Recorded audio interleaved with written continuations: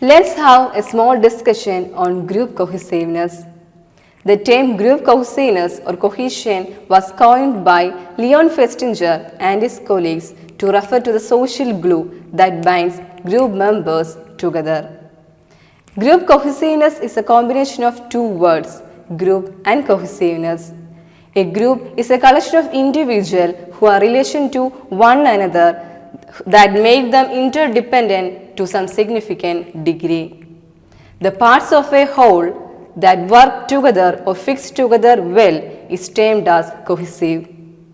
A group cohesiveness is a degree to which group members are attracted to each other and are motivated to stay in the group. It's a degree of closeness that members feel with the group.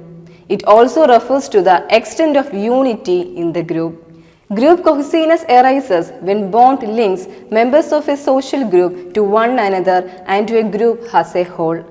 Group cohesiveness is visible when the aim of a group and members are coincide.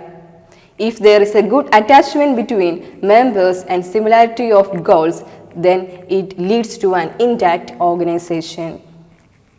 The more the attraction between members in a group, the more will be the group cohesiveness. The higher the group cohesiveness, the higher will be the influence of members in a group to pursue to one another to conform norms of the group.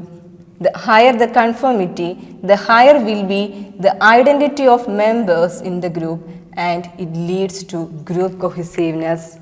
Factors influencing group cohesion. The first factor is members' similarity. The more the members are similar on various characteristics, the more easier to get that group cohesive.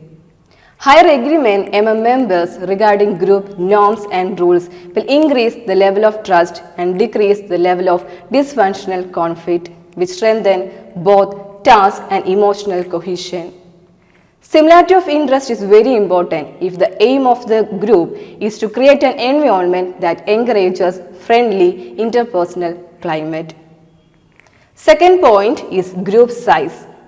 When the size of the group is small, members got more chances for frequent interactions between the members. So, it leads to more attachment between them and it automatically increases the size of group cohesiveness.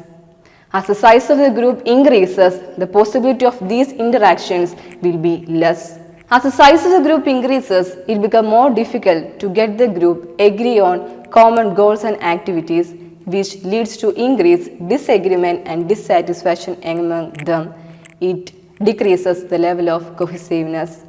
Another problem is that in a large size group, there is a chance of forming small groups within that large group. So it leads to decrease the level of cohesiveness. And the group includes people from same gender, then small group will be more cohesive than large group. And if the group includes both male and female, then large group will be more cohesive than small group. Next point, it is time spent.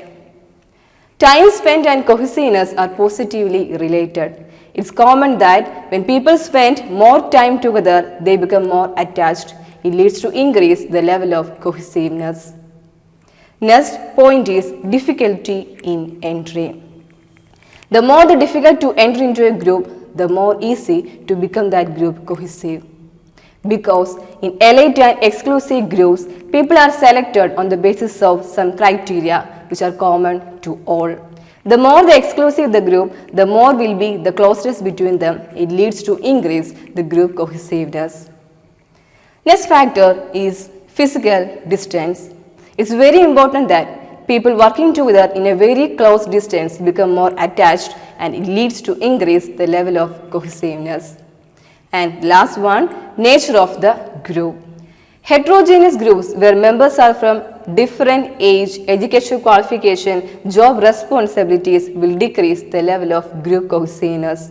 While homogeneous group where members are alike on such factors as age, job responsibilities, educational qualification, etc. can do better when the task requires mutual cooperation and conflict-free behavior, etc. Group cohesiveness, performance norm and productivity. A closer view.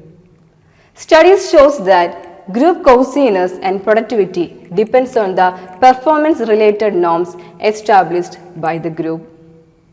If performance norms are high, a cohesive group will be more productive than in a less cohesive group.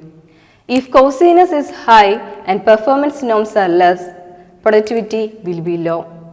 If cohesion is less and performance norms are high, productivity will increase but less than in a high cohesion, high performance norm situation, so it's in a moderate rate. When both cohesiveness and performance norms are less, then productivity will fall in the category of moderate to low rate. So we can conclude it as higher performance norms plus higher cohesiveness leads to higher productivity. Lower performance norms plus higher cohesiveness leads to lower productivity. Higher performance norms plus lower cohesiveness leads to moderate productivity, and when both performance norms and cohesiveness is less, then it leads to moderate to low productivity. Managerial actions for increasing or encouraging group cohesiveness are make the group smaller, encourage agreement with group goals, give them more time to spend together, increase membership homogeneity, give rewards to the group rather than to individual. But sometimes high cohesiveness will adversely affect the productivity. So managers try to reduce the level of cohesiveness, like make the group larger, induce disagreement with group goals, give rewards to individual rather than to group, increase individual heterogeneity, etc. There is an African proverb, if you want to go fast, go alone. If you want to go far, go together. Thank you.